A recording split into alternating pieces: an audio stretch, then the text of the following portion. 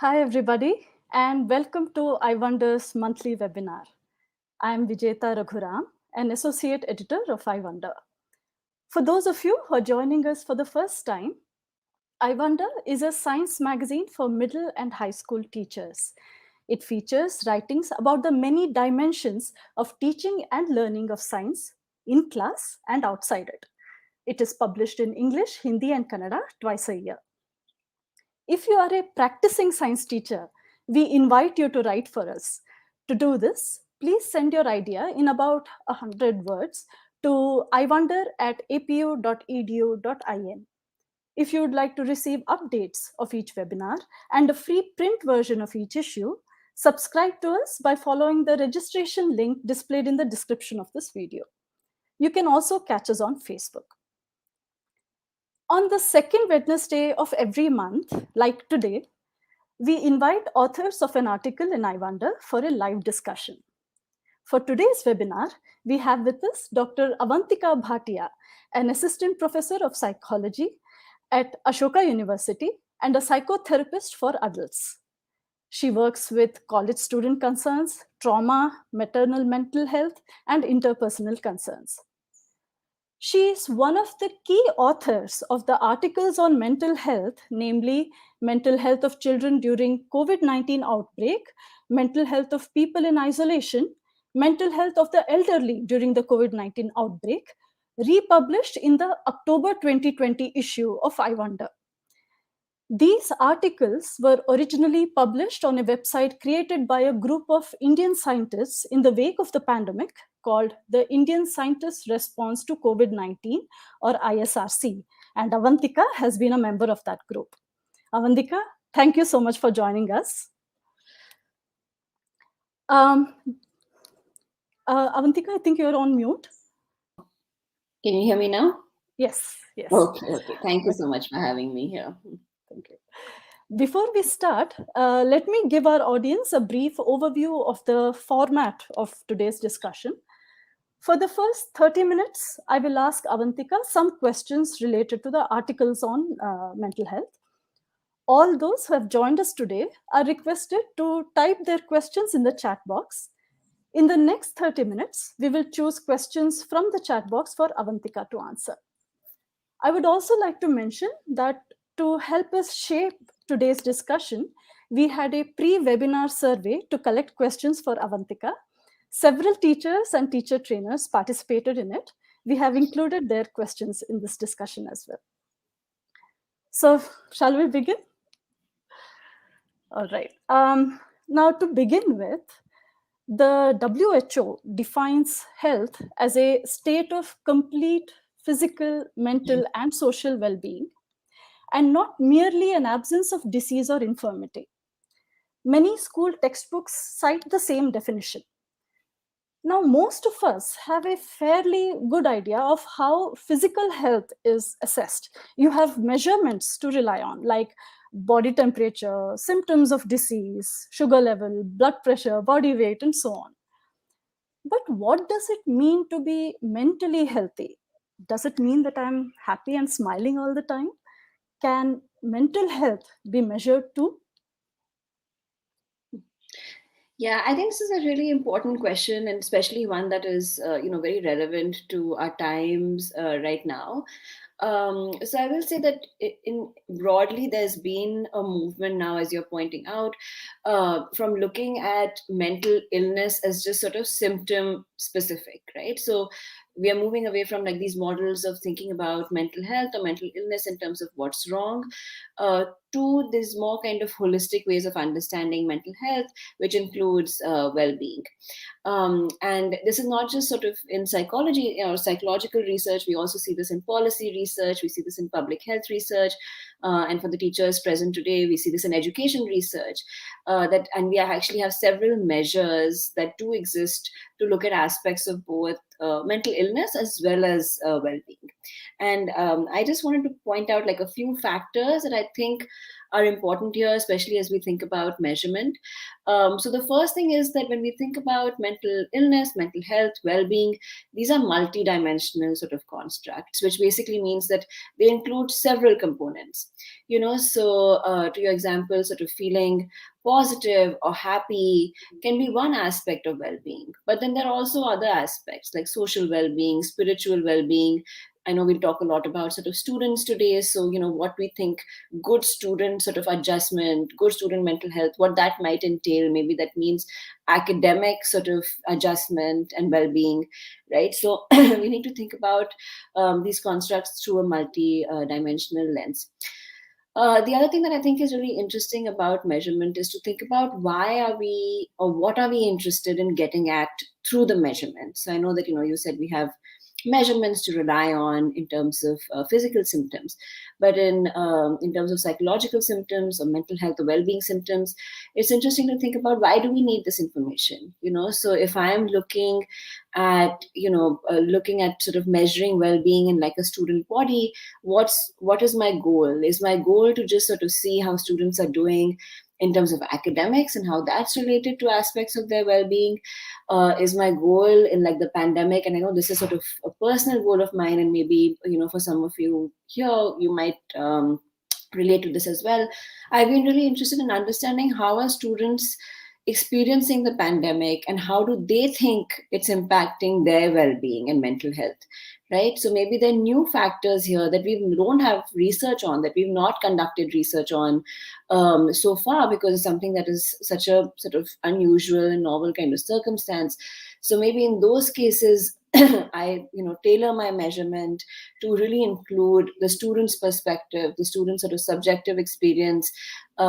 Maybe I tailor my methods. Instead of using more quantitative methods, I look at qualitative methods, do interviews, things like that. So basically, in several sort of ways to measure both mental health as well as well-being, and mental illness as well as well-being.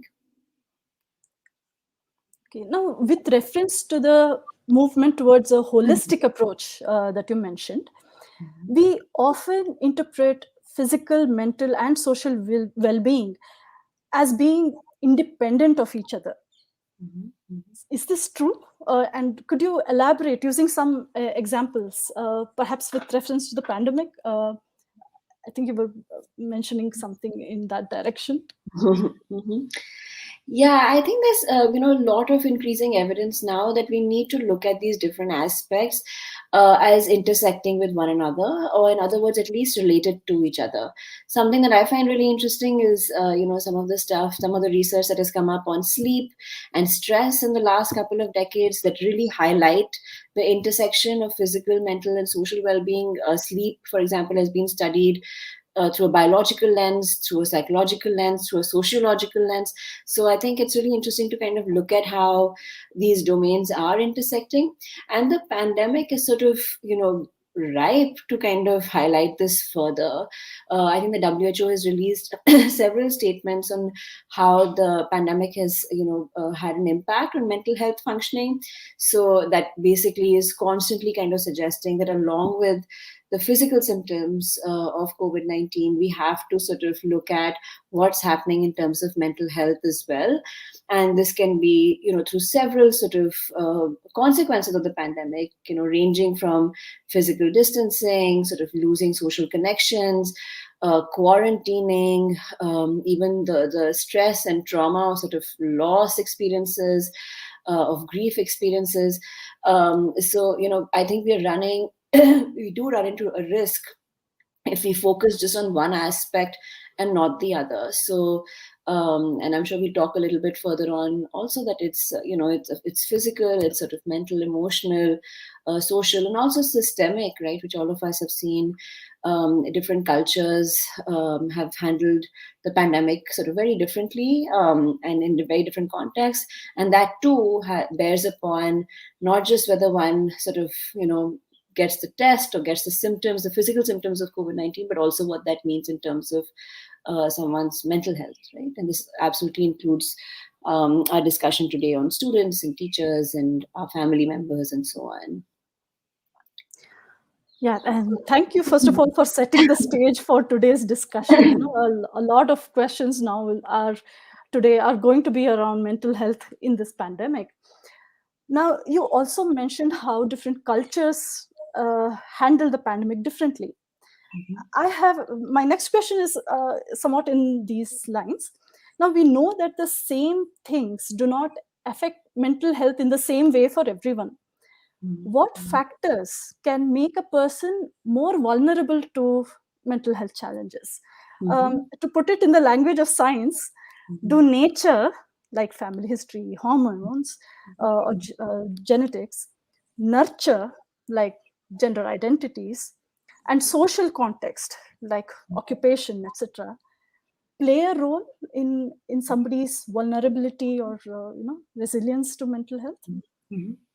Yeah, so this reminds me, as you know, I'm a faculty member at a university, and one of the courses I teach there is clinical psychology, where we talk about mental health and mental illnesses. And one thing that I've noticed that I often begin my classes with, and I don't know if this is specific to India, but I think it actually exists world over, is how much we are bound to the idea that this one thing has caused a mental health concern, right? And we can think about it like as if like there's an appeal to like a single factor, that this happened in that person's life, and that's why they're feeling sort of depressed. The person's sort of mom passed away, or mother passed away very early, and that's why they have symptoms of anxiety right now. Or something is happening sort of in terms of family history. This is a biological thing, right? Like we've seen, some of you may have heard of obsessive compulsive disorder. Maybe we've seen signs of that in the family, and this is a biological thing. And to me, this is so important because we really, really are losing out on very critical information when we're doing this, when we're thinking about just one factor as causing something within the person. And actually what the research tells us is that it's never just one factor, that we have to look at sort of almost like different layers. We need to look at what at the very sort of root level, maybe what's happening at the neural level or the biological level, but then we need to kind of move on from that.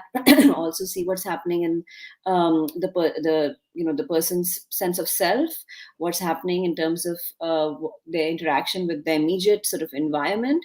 And now, in fact, in psychological research and mental health, there's a lot of emphasis on even looking at systemic factors, right? Like what does it mean to be identifying with a certain gender? What does it mean to be identifying with like a certain social class?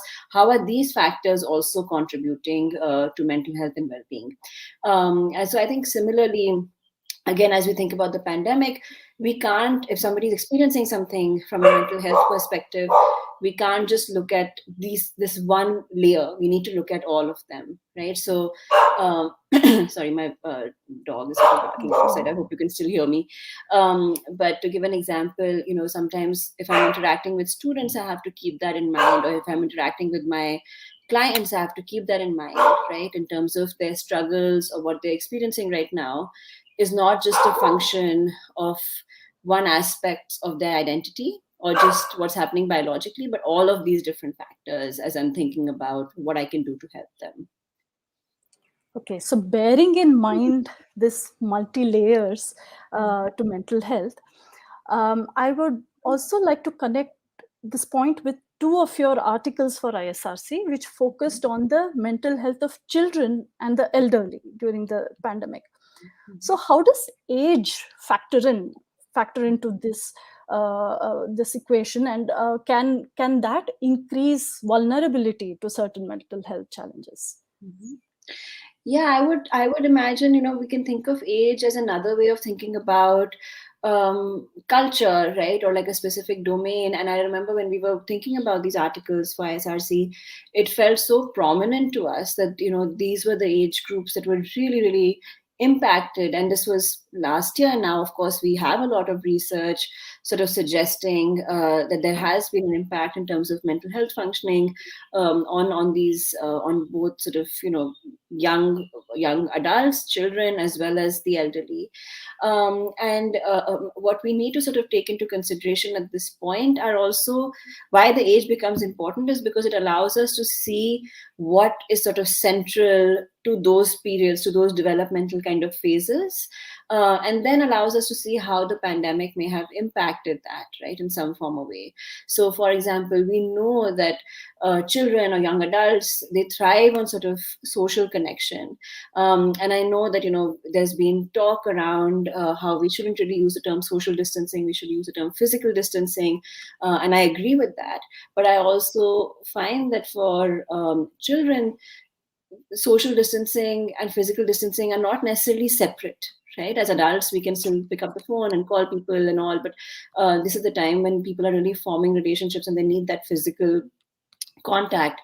So it allows us to kind of see what the impact has been in terms of what these populations have lost. And it's similar with the elderly, that there's a sense maybe that some folks may not be very proficient with technology. How are they building sort of the sense of communication and connection that they've really needed and they continue to need in their lives right now? And how has the pandemic kind of affected them in that way? The elderly, of course, we also know were more vulnerable in terms of sort of the symptoms of COVID-19, the physical symptoms, and that creates a separate layer of anxiety for both the person as well as the family members around them. So there were some very unique struggles with both of these populations that we wanted to highlight through these articles, and and for us to kind of see what we can do to pick up on the science and what we can do to kind of help with mental health concerns with both of these populations. Okay, we will look at the mental health and children first, and then move on to the elderly in our discussion today. Jitendra, a participant of our pre-webinar survey, has asked, how do we take care of children's mental health during the pandemic? And like you mentioned, I think it might be useful to break this question down a bit, considering the multifaceted nature of the impact of this pandemic, right? Which includes the closure of schools, the lockdown, the social isolation, the personal and economic losses, the anxieties, and so on. So our next set of questions are in this context, and I think they might address Jitendra's question as well. So to begin with, now huge syllabuses, learning gaps, tests, exams are some of the better known sources of stress for school children. Are there other, perhaps less obvious factors that have been affecting students' mental health during this pandemic? Yeah, I've been thinking about this myself as an educator, and I've had some discussions with some of my students, and I thought I would bring in some points that they raised over here. And I've been thinking about, some of our students, and I'm sure, again, this is something that you can all relate to.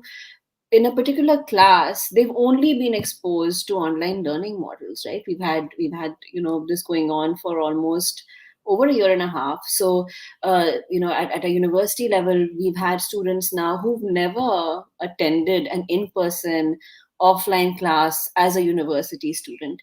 So that's all they've known for many months now. And I was thinking about how we've as educators, sometimes we get so caught up and like we want things to, I guess most of us do, we want things to go back to sort of normal, have those kind of engagements with students in offline classes. But I'm thinking how students some of the students might be in a very different place with this, right? Because that's online stuff is all that they have known.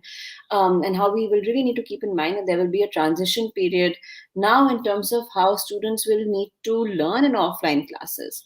And I was quite surprised when I heard some of my students expressing a lot of anxiety about offline classes now, because once they feel like they won't be in an online system anymore, and they were sharing that that's all that they've known how to do and how to navigate that particular system. So the idea of moving back into offline, I know some students have talked to me about things like, having sort of social anxiety and how the online model allowed them to kind of stay back.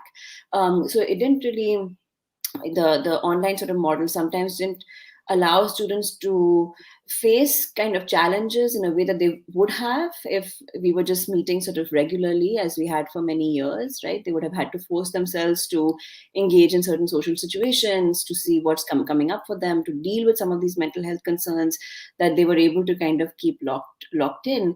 So I think these are all things that are going to come up now again as we transition, hopefully, or at least in some ways, in a hybrid model from like an online to an offline system.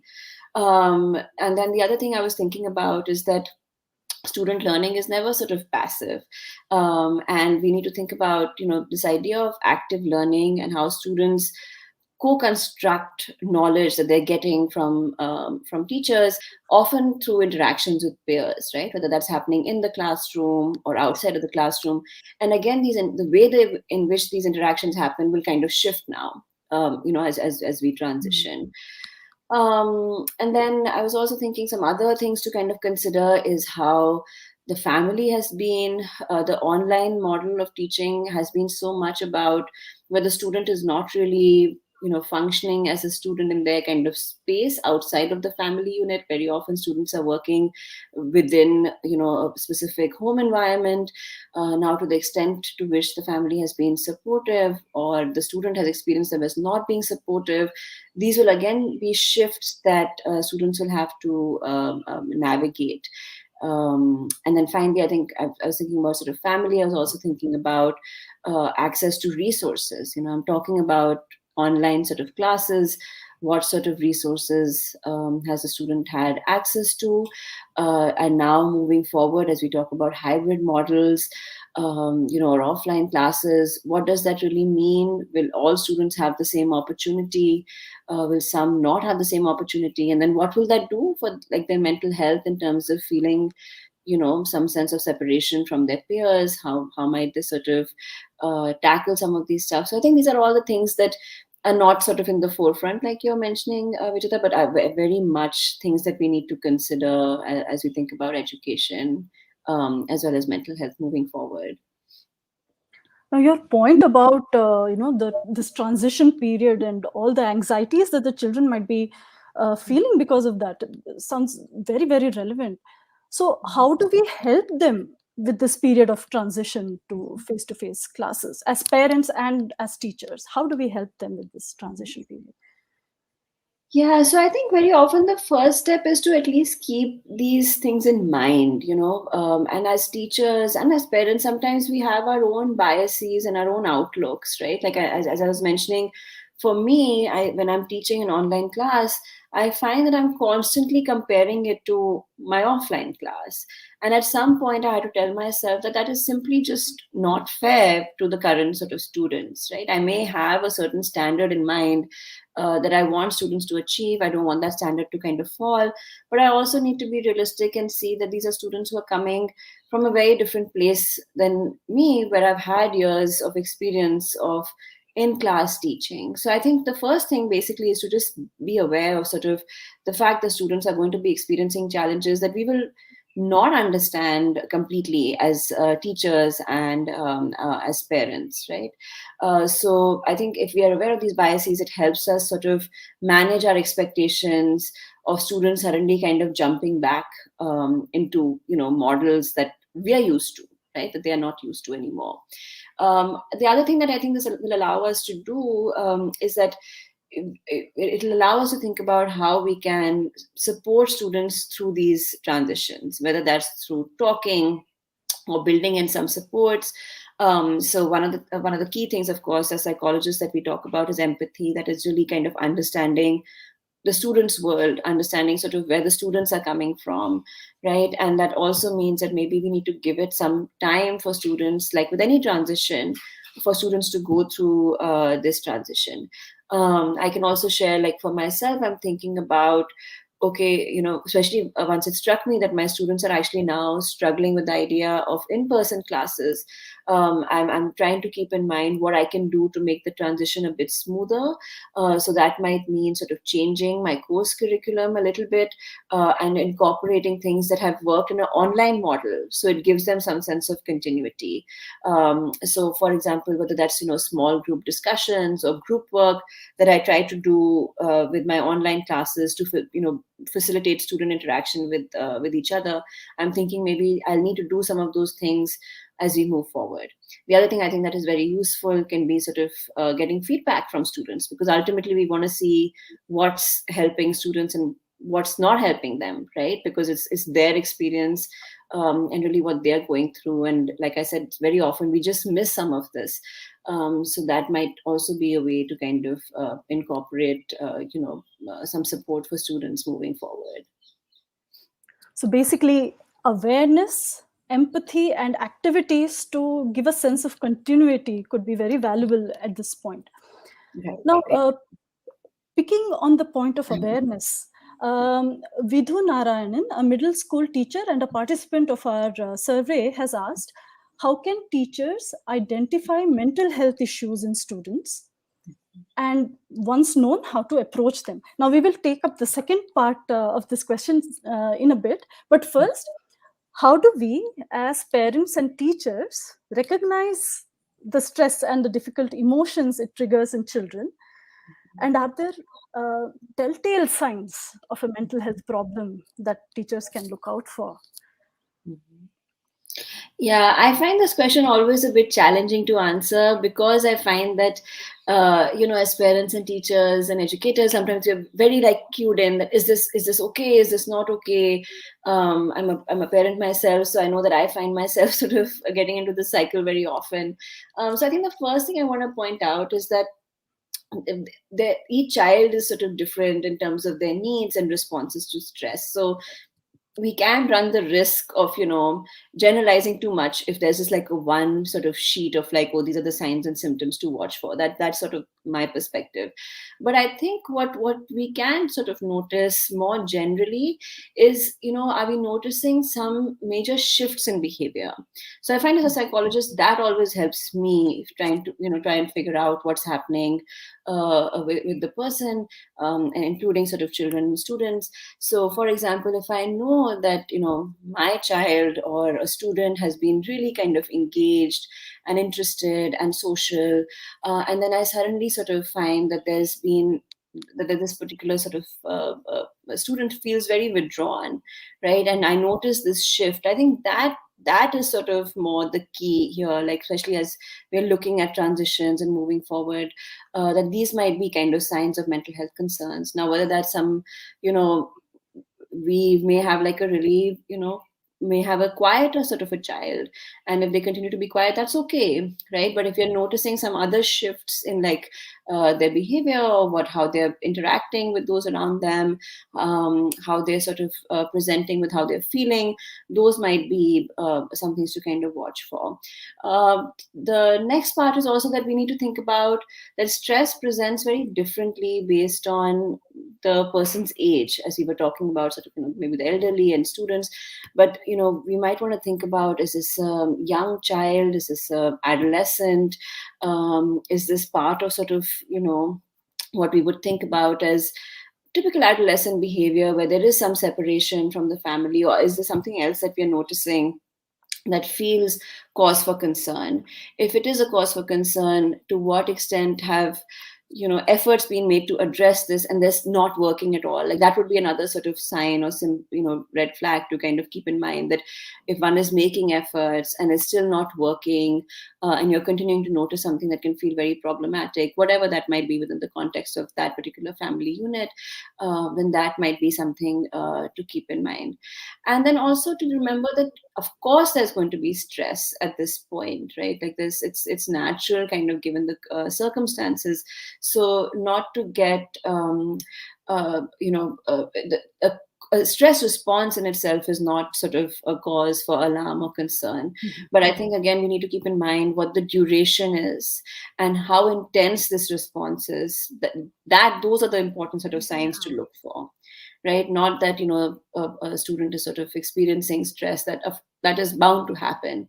But if we're noticing that they're experiencing stress, it's creating sort of concerns in multiple areas of like their well-being and functioning, like we talked about, in terms of their academics, in terms of their social relationships, family relationships. If you're noticing sort of some signs of depression, even things such as not eating or eating too much, not sleeping or sleeping too much, just again shifts in behavior, those would be some of the pieces to kind of really cue into to figure out what might be happening. So while it is of course valuable to know about these signs and keep an eye for them, it can, like you explained, it can be quite challenging to do that.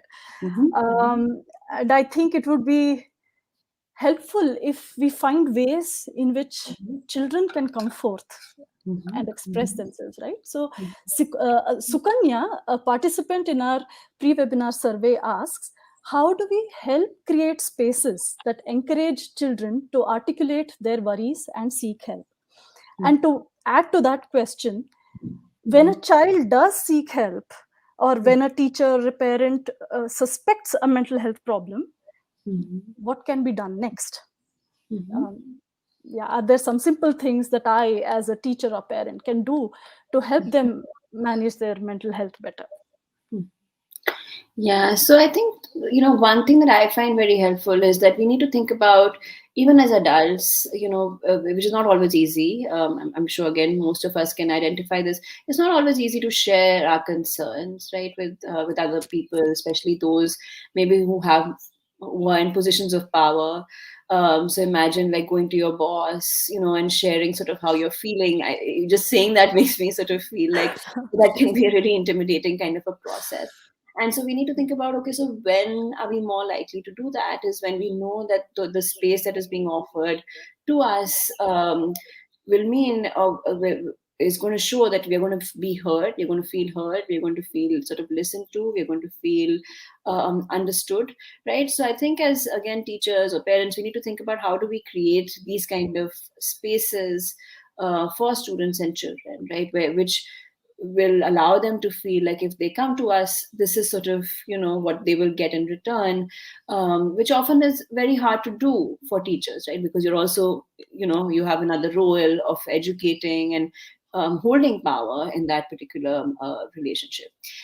Some things again that I think that are useful, that actually have been found to be useful, not just in my teaching, but research has suggested this is just building in conversations and check-ins in the classroom, and finding ways to kind of connect with the student, or with this, with your student sort of population. So if students know, even if you highlight that your understanding is that this is a really difficult time for students, right? If students recognize that is being understood, that can create that sense of feeling that space is going to be non-judgmental, that whatever their concerns are, that might be kind of accepted by teachers.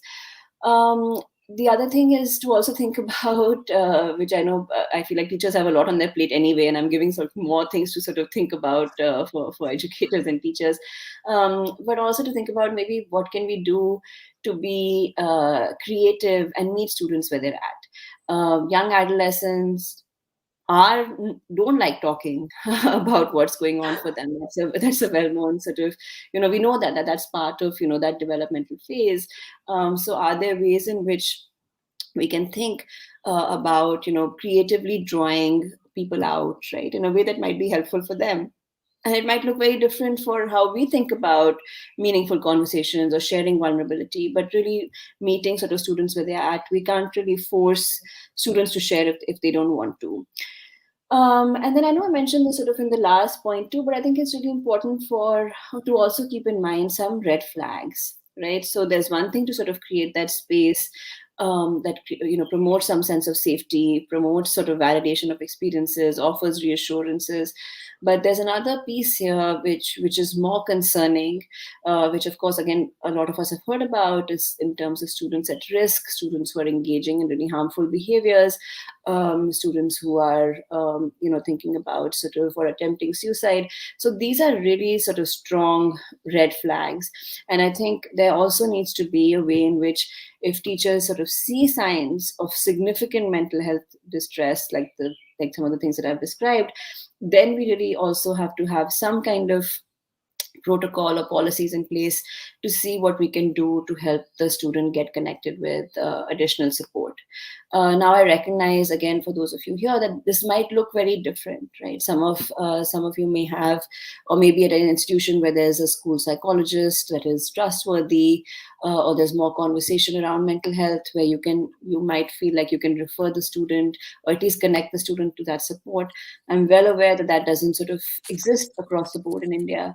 But I think what is helpful is to have some idea on what one needs to do, whatever the system is, whatever the restraints are within that system before, rather than sort of getting met with this kind of a situation and then really not knowing how you can keep the students safe. I think that's much more kind of strenuous, not just for the student, but also for the teacher, because you're carrying so much of that burden, right? If you see some signs and you just don't know what to do with that.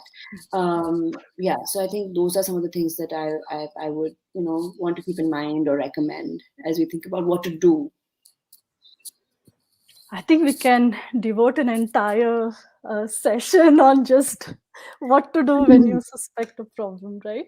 But in the interest of time, let's move on to the other age group that is particularly vulnerable to mental health challenges, especially during the pandemic. Mhm.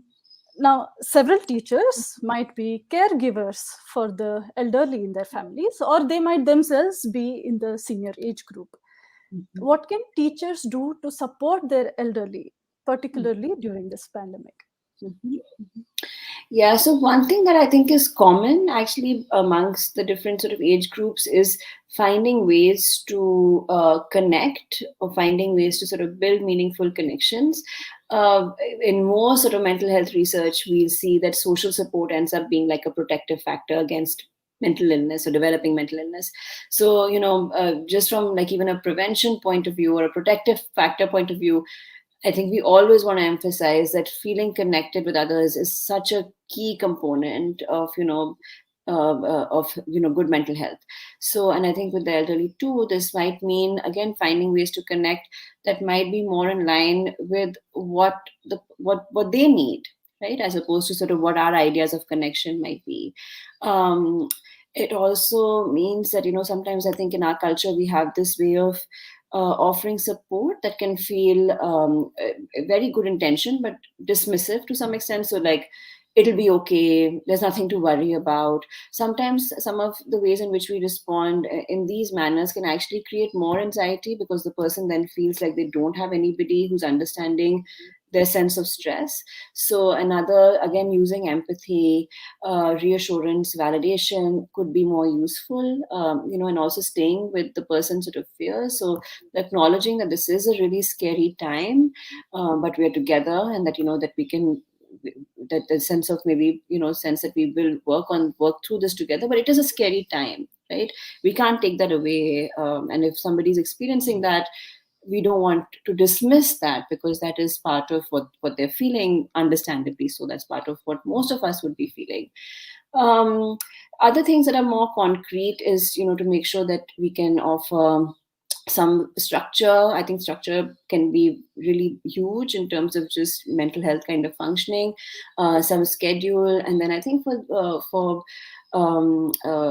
elderly people, also sort of thinking about what could help them sort of stay connected with meaning and purpose in their lives, again, whatever that might mean for them, right? Like, so seeing things from their perspective and understanding, okay, if somebody has lost something, symbolically or literally, through the pandemic, are there ways in which we can build that for them in a different manner that also allow them to again feel that sense of purpose and meaning in their lives? So these are some of the things that come to mind as we're thinking about working or supporting the elderly during this time. And those are very valuable points to keep in mind. Now, we touched upon how certain professions can be more stressful than others. And, and even during our discussion, this has come up about, how much teachers have on their plate, right? Now, many studies recognize teaching to be one of the most stressful professions across the world. Given your own experience as a teacher and a mentor to students, could you share your thoughts on what makes this profession so stressful? Mhm. Yeah, I'm sure more than me, there's the people in the audience today will also have plenty to add here, right? I think we can all understand as educators the sources of stress. But if I were to kind of list a few, I think, one of the main things is very often people choose to be in teaching because they feel so strongly about education, and so just the fact that one isn't trying to ensure students receiving quality education can be like a huge source of stress. We also know that as educators, it's not always it's not always sort of this cupcakes and cakes or whatever. Like we encounter very challenging sort of student behavior sometimes. I know some of the things that really kind of is a source of stress for me is when I see my students sort of disengaged or losing interest or responding to me in ways that might be hostile. So it makes me wonder in those moments, like I question that sense of purpose that one would typically get from teaching. And it's a very common experiences, right? I think even the best teachers know what that feels like to have that sort of disconnect. The other things that come to mind are low pay. I think teachers across the world are paid less. So there are financial constraints there, and especially now with like COVID, like just the demands that are put on teachers without acknowledging the financial implications. I think that could be a source of stress. I also find that as teachers, we often work beyond just the teacher role. We say teachers, but the administrative responsibilities, but we also work in a number of different ways with students. One can be a mentor, one can be a confidant. So you're holding things about students that move beyond the classroom sometimes. And I find this with myself actually sometimes that with students, I really enjoy my interaction with students, but I still find that I'm holding a lot of their concerns as opposed to, other relationships, which can feel maybe more balanced. I'm not going to be sharing sort of what's happening in my life too much with like my students. I'm there for them. So that sort of a thing can be really emotionally sort of taxing. Working with limited resources and recognition of the work that is being done. I think that's another common concern that educators feel. I don't know what the, again, in terms of our participants, what the distribution is, but I do know that gender, managing other responsibilities at home, uh, creating boundaries. So I think there's such a slew of sort of concerns that teachers, I feel like I've rattled off like a long list of stressors that teachers feel. But this is also coming up, like you're saying, which is that, like, it's being recognized that there is a lot of stress associated with teaching, and it's no longer the cushy job, that people used to sort of associate with teaching for many years. Yeah. You mentioned, and also several studies corroborate the point that the pandemic may have added to the stress that teachers are already facing. Could you elaborate on this further? Yeah, so of course, the very prominent one is shifting our entire kind of model of teaching to online teaching. And I know, in fact, I was part of like a research project. Not this was not in India, but it was overseas. But of STEM women faculty members, and I was struck to see sort of the range of experiences that women had had in terms of feeling supported or not supported by their institutions as they make these transitions, which are very big transitions, right? Like we've been used to working with a certain model, and to kind of shift that online, sometimes without any support, is hugely kind of taxing. And not just the transition, and then to actually do the online class, like what does that mean? How do we kind of make sure that it's accessible to all of our students? Working from home, I think, is a really big one. I know that you could hear, my dog barking. I have a toddler at home who very often it's really distracting, and I find myself really missing, that sense of boundary between work and home, and also again, feeling like I'm in a position where I need to provide or think about like my students' needs and interests and all of that, right, outside of, and I have to keep this separate when it's really hard to do that at home. The other thing that I think is coming up that I certainly have missed a lot is just like a lack of connection with colleagues. Like I think it's really difficult now to have that sense of connection as teachers. Just that sometimes meeting up in a shared sort of space. Now it's like one has to kind of schedule a conversation, right? Like, or a Zoom meeting, which sounds so unappealing to me, like to even catch up. So some of those regular kind of connections are missing, and this becomes so prominent for teaching again because we're not interacting with like colleagues typically day to day. We are interacting with students, and that's in a very different kind of a role. So as another thing that I felt, and I'm sure some of you probably felt this too, is in the second wave, I felt that I was really holding a lot of like student stories of losses and experiencing some sort of experiencing vicariously what they went through in terms of loss and grief and some really traumatic kind of experiences of either contracting COVID or losing members in the family. So I feel like even if you're not a mental health worker in these kind of circumstances, you have access where you really have to hold a lot of student grief during the pandemic, and I think that has also taken a toll. So I think some of these things which I've come to mind as I think about what all teachers have had to negotiate during the pandemic. And to add to that, there is this fear of the disease itself, right? Of contracting the Right, disease. right, And right. your third article brings up a factor that seems to increase vulnerability to mental health challenges across Mhm, age groups, and that is isolation. This mhm, is particularly relevant to those teachers and parents who have been or who are in quarantine mhm, because of the disease. Could you elaborate on this? Why isolation can mhm. increase your vulnerability to mental health challenges? Sure, I can, and I would also say that if for those of you who might be interested in this particular topic, we have the ISRC article. One of the articles, which is it's a brief read, is on isolation, where we've tried to consolidate some of the research that we know about people in quarantine. But typically, I think isolation, again, like we were discussing, how important connection is. In the same sort of spectrum, isolation can be really harmful or detrimental in terms of contributing to mental health concerns in people.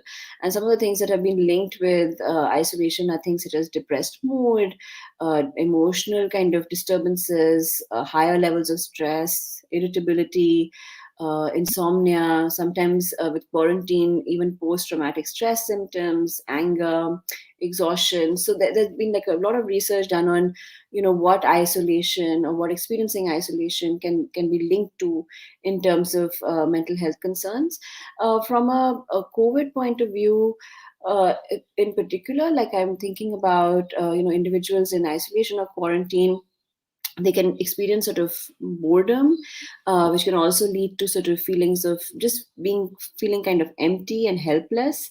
And the other piece that I think is so central to quarantining or the whole sort of COVID and the pandemic kind of experience is that we don't have access to what we would normally have to take care of our mental health, right? So like if we are in quarantine, that automatically means that we're not able to kind of sit with other people and connect in a way that we would want to if you're not feeling good, right? Even when we think about grief and loss and mourning, in fact, the mourning process, especially like in Indian sort of cultural context where people come together and offer that sense of community and support, can be so important. So that entire sort of piece is missing. In quarantine, sometimes we don't even have access to entertainment devices or books or,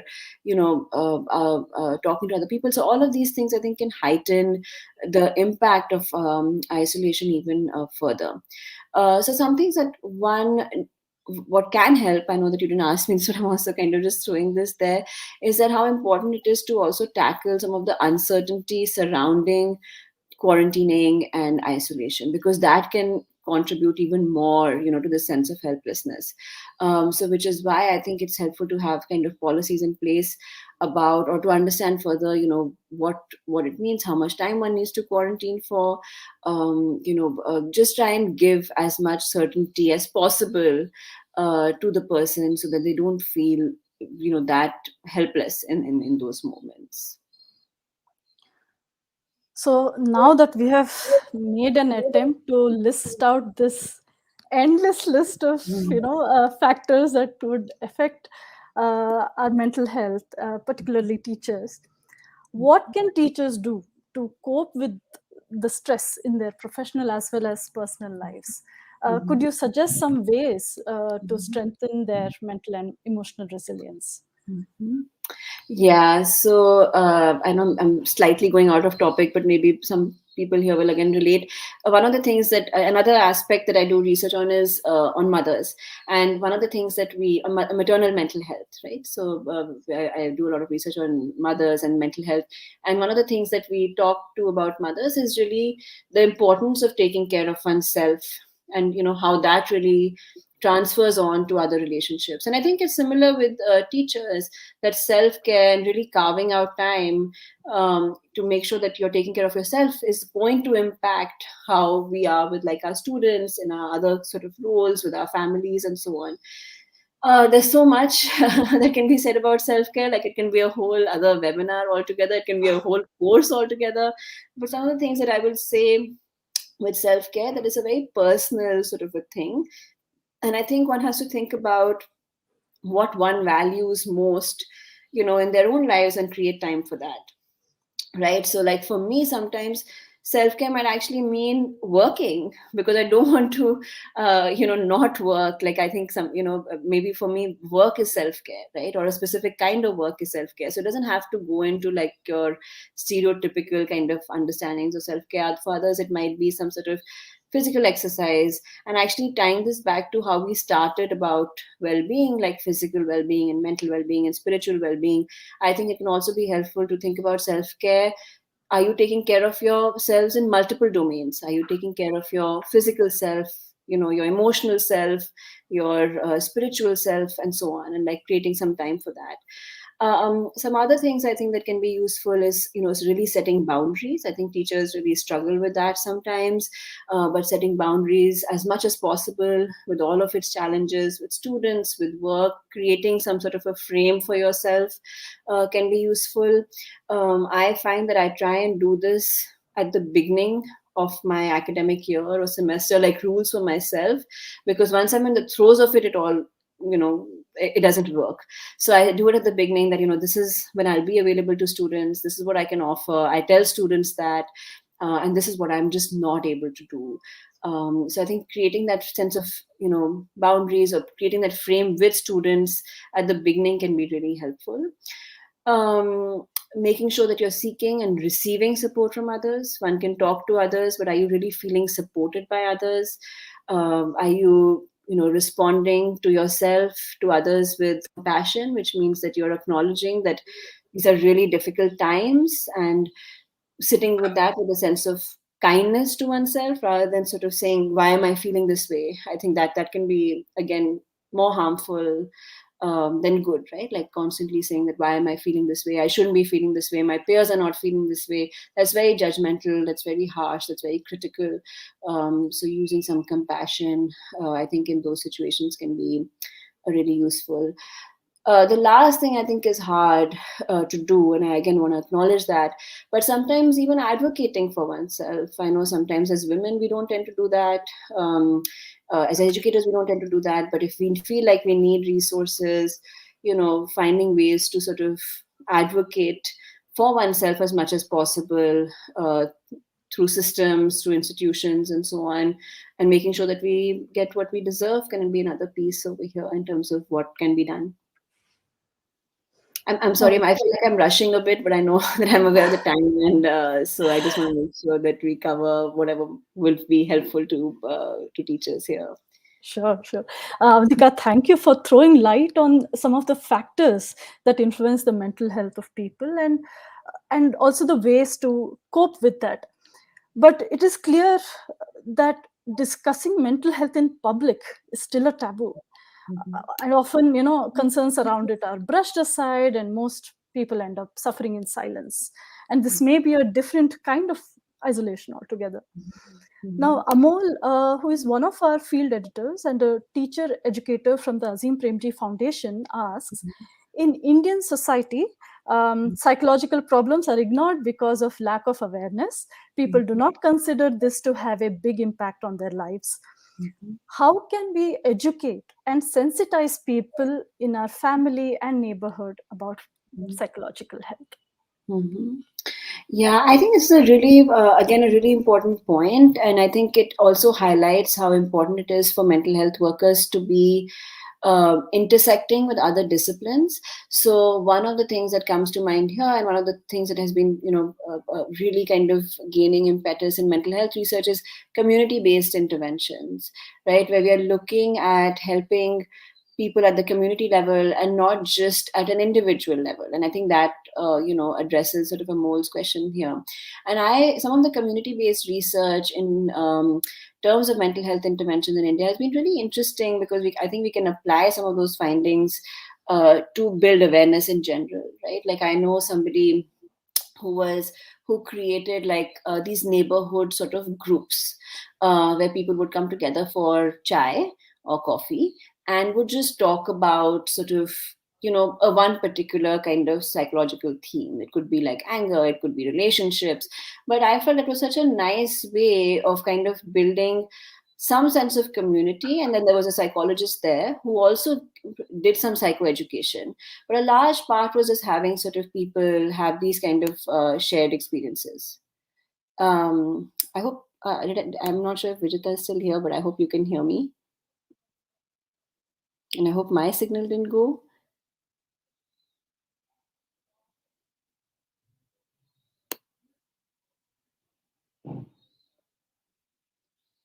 Chitra, I just want to make sure.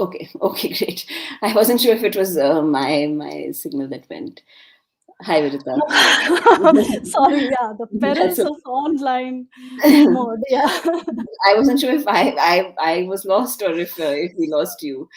So anyway, I was just saying that there were, there's some, I think we need to think about creative ways again, in which basically how can we help people get information, share information in a way that where it's not sort of judgmental, or where we can sort of tackle some of the myths around mental health. And I find that it's easier to do when we think about doing some of these things at a community-based level rather than like at a one-on-one level when we don't have access to resources. Amol, I feel like I don't have a very specific, like, do this sort of a strategy, but I think I have more like thoughts on how can we kind of build this at a community-based in a community-based way, where people will be more open to exploring what's happening with mental health in their own lives. How can we make it engaging for them? How can we make it acceptable for them? And as you can imagine, educational institutions could have a very important role in raising the awareness among children, and also make efforts to protect the mental health of their students and teachers. Now, what are some of the things that learning spaces and institutions can do to encourage better mental health? Yeah, so I think one of the things is to plan ahead. So I always think that it helps to start thinking before, rather than when we are faced with a crisis. And then I think interventions can be much harder, because in India we are really missing there's such a mental health provider to need gap, that it will really help if we start thinking about what's going to happen before. And in that sense, if institutions can set up some policies or programs or outreach efforts that allow students to engage with some of these sort of concerns, that can be really valuable, right? So I know, like at our university, we've talked about building some of the mental health kind of conversations during orientation week. So even before students start adjusting to college life, they have a sense of, okay, what to expect, where they might struggle, what might come up. I do that sort of in my clinical kind of classes also, because I very often see students can get triggered by the content. So I might sort of tell them while I'm going over the syllabus that this is what is likely to happen, right? You are likely to, I don't know a student who's not experienced anxiety at some point during their college life. So I might sort of talk about what that means, what are some things to look for, when to approach me, when to approach somebody for professional support.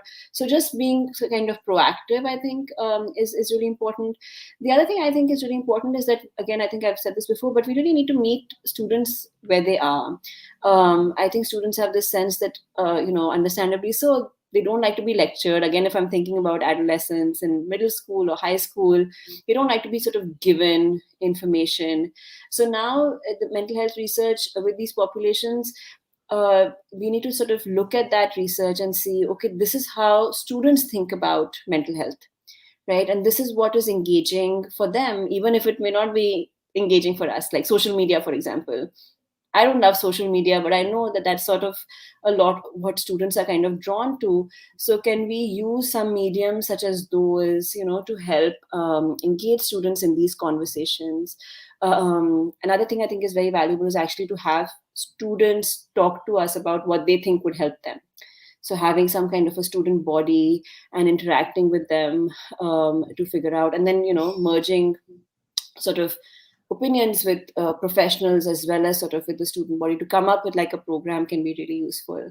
And then I think we've talked so much about this, but institutions need to support their teachers, right? They need to see what all the teachers are kind of struggling with, how can they offer better support, because teacher mental health is directly sort of going to be connected to student performance and student mental health. So that's another piece that one can kind of look at here. Okay, so to end today's discussion, I have one final question. Your article on isolation ends with the statement that ultimately being compassionate to oneself and finding ways to both offer and receive help from others can help manage loneliness as a result of being in quarantine or isolation. This may be true for anyone struggling with mental health challenges. Could you please elaborate on this? What does it mean to be compassionate to oneself? And what are some ways of offering and receiving help? Yeah, self-compassion is a really interesting kind of phenomena. It's actually been linked tremendously to several aspects of well-being, like happiness and optimism, and it's negatively kind of linked to mental health symptoms such as depression or anxiety and so on. So I think it's something that's really important that all of us can use and cultivate sort of in our lives. But basically, the idea is that you acknowledge whatever you're going through, especially sort of suffering, with warmth and with kindness towards that, right? Rather and while also kind of staying connected with others. So we can think about it in a number of in three different ways. So the first is that we be sort of kind to whatever we are feeling rather than judgmental towards it.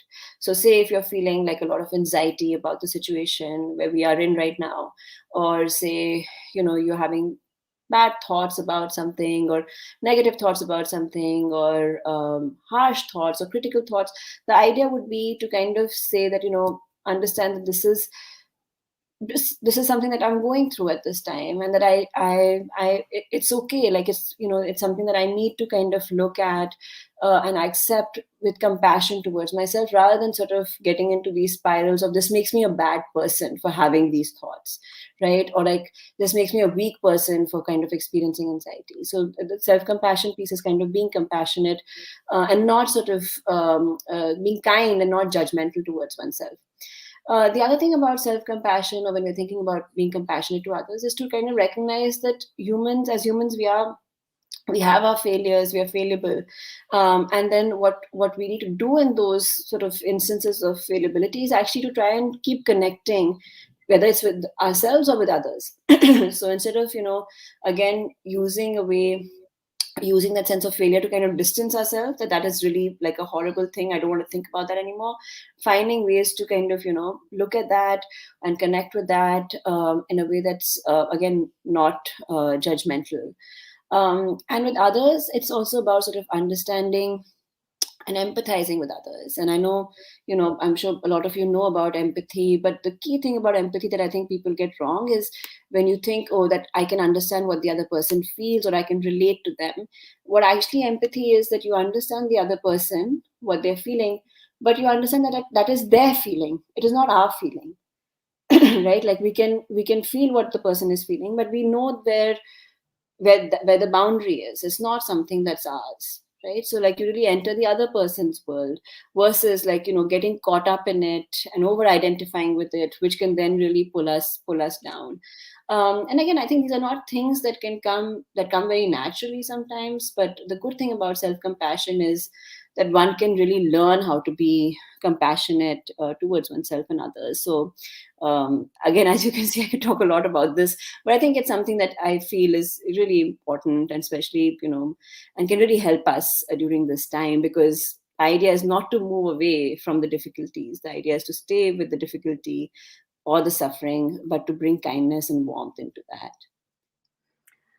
On that beautiful note, Avantika, thank you so much for throwing light on this very important and yet underappreciated subject.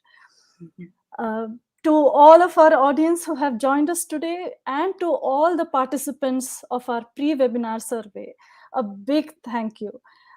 We apologize if we were not able to take all of your questions.